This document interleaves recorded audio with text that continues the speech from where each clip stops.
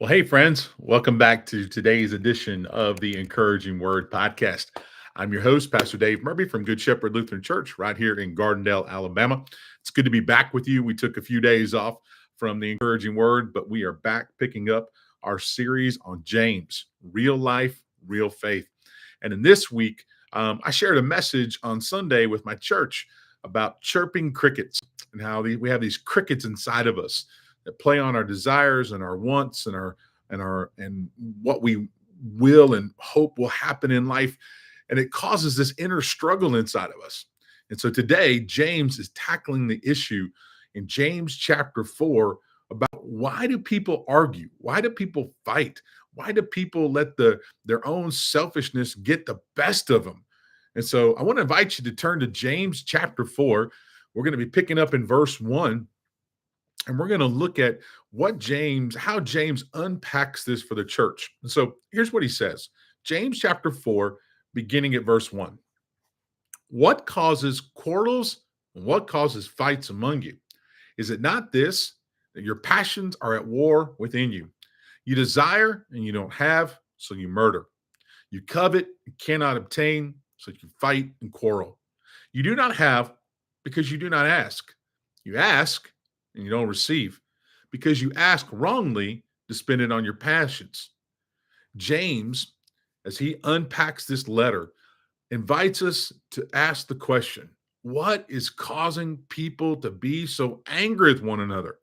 What's causing fights and quarrels in our own church? He makes an observation that this strife, this quarreling, this anger is caused by uncontrolled selfish desires. You long for health and wealth and happiness, but when you don't get it, you start to lash out and quarrel and fight with people.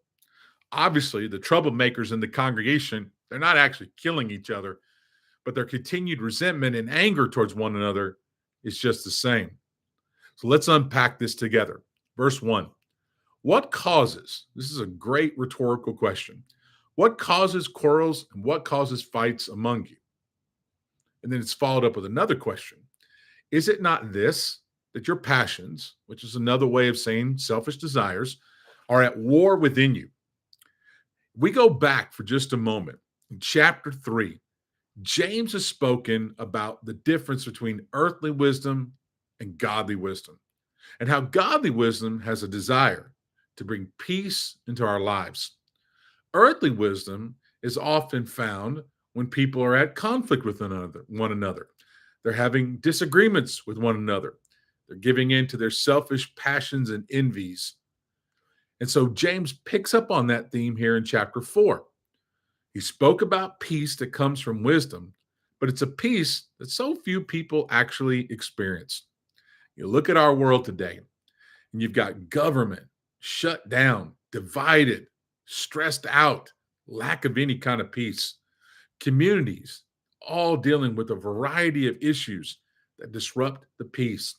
Families at odds with one another, fighting, arguing, squalling with one another. And sadly, we often see churches at fighting with one another as church members can't get along. In this section, James employs some very harsh language and rhetorical devices to have this really pointed effect, indicating to the people he's talking to about the causes of conflict amongst church members. Why would church members end up fighting with one another? We're supposed to be brothers and sisters in Christ. We're supposed to be men and women who love God and love each other. We're supposed to see things above and not things below. We're supposed to have that peace that passes all understanding. But why do we not? James uses the language of battle and violence to depict the severity of what happens amongst these Christians. He wants us to know this is not a good thing when Christians are at odds with one another. This war language has this figurative meaning of a state of hostility, antagonism, strife, conflict, quarrel. James asks rhetorically, where do these wars, where do these fightings come from? And he answers that question saying they have their source in our selfish pleasures. This is the Greek word hedon, and it means a war within us.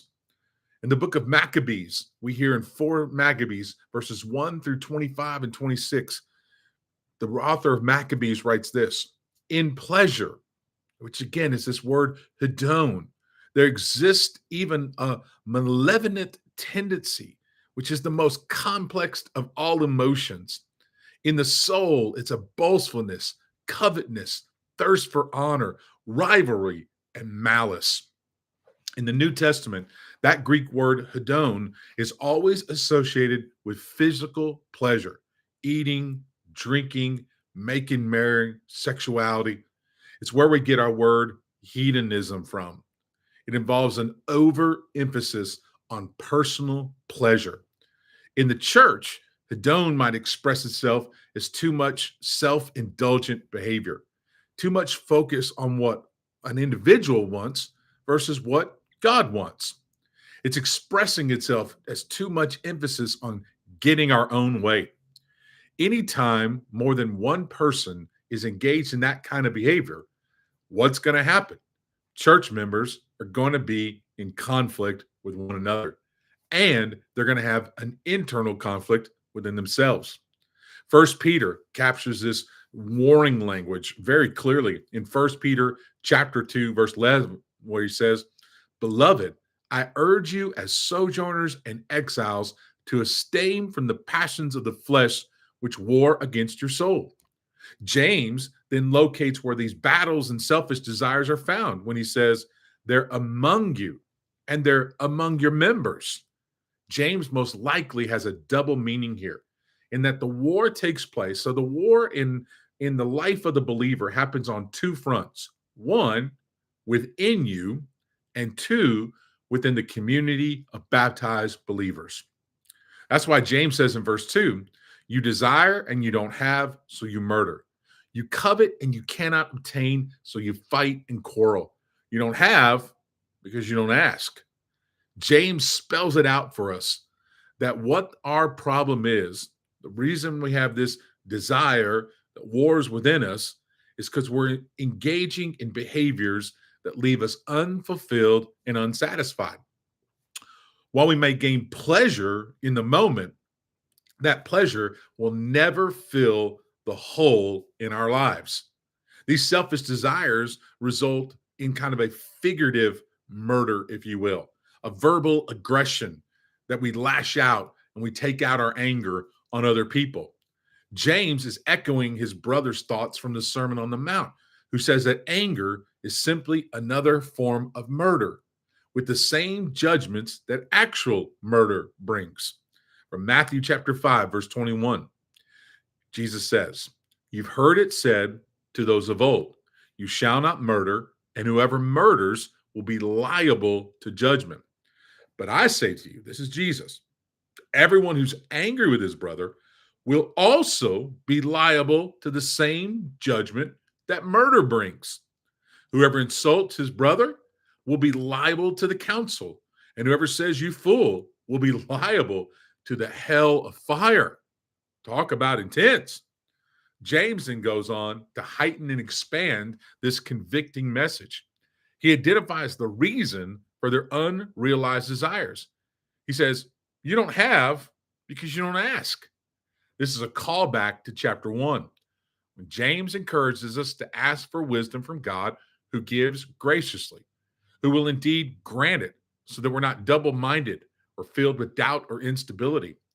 We need wisdom to learn to deal with our desires in a healthy, honorable, godly way. We don't want them to turn into negative desires or passions that are selfish. Here in chapter 4, verse 2, James depicts even a more severe problem. Since the perpetrators, the sinners, that people who are angry, don't even come to God in prayer, the one who does not treasure the wisdom from above, but harbors a counterfeit type of wisdom, they don't readily come to God with their requests, much less praying sincerely in faith. And so James says in verse 3, you ask and you don't receive. Why? Because you ask wrongly to spend it on your own passions. Asking in this verse and receiving in this verse is talking about prayer. James again connects his teaching to the teaching of his brother on the Sermon on the Mount, who said very clearly, whoever asks shall receive, whoever seeks shall find, and whoever knocks, the door shall be open. Why are the people of God not receiving? Here's the answer.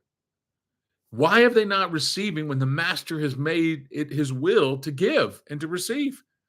The answer is simple. There's selfish motivations that are driving these prayers. They either want something that God has clearly said no to. They want to use prayer as a means of advantage or getting a hold of things that are important to them, but not to God. They're asking to avoid difficult things and rather be self indulged in passions to celebrate. Earlier, we saw that prayer can remain unanswered when one asks without faith, with doubt, with wavering. Now, Jesus expands that to greater clarity by saying, you and I, we cannot expect God to answer our prayers if we are asking with the wrong motivations, the wrong heart, the wrong will. The problem is we're asking God wrongly. And so let me invite you to do something, okay? Here's a simple way to go about praying so that you can be encouraged to always pray with the right motivations. It's called the ACTS method of prayer. And it works like this. You first begin your prayers with adoration, declaring how good and gracious God is, how he is the creator of the universe and the one who gives all good and perfect things. Then you go into the C, confession.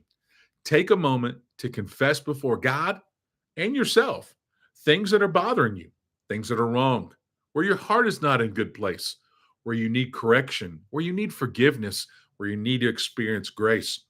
And then go into the T. The T is thanksgiving. Take a moment and just say, be thankful. Ask the Lord to just give thanks to the Lord, for he is good, right? And his mercy is new. And he is the giver of everything good in your life. Give thanks for your home and your family, your friends, your church, your work, your career, any type of financial blessings you have. Give thanks for everything. And once you do the ACT, once you do the adoration, confession, and thanksgiving, then what will happen then is now you can present your supplications and your heart is in a good place. Your mind is in a good place. Your attitude is in a good place. Now you're ready to speak to God and give some very genuine supplications to the Lord. Prayers for yourself, prayers for your family, prayers for people in your life, prayers for healing, prayers for encouragement, prayers that God's will be done. You're in a good place. And so now you can present those things and not be worried about praying in the wrong motivations or to pray selfishly. So that's ACTS model of prayer. If you have any questions about it, feel free to put them in the chat stream and I'll be happy to answer them. But this is today's edition of the Encouraging Word. Be blessed, my friends. We'll be back tomorrow as we pick up Acts chapter 4, verses 4 and 5, and then we'll conclude with 6 through 10. All right, guys, y'all have a blessed day. Love y'all. Be encouraged.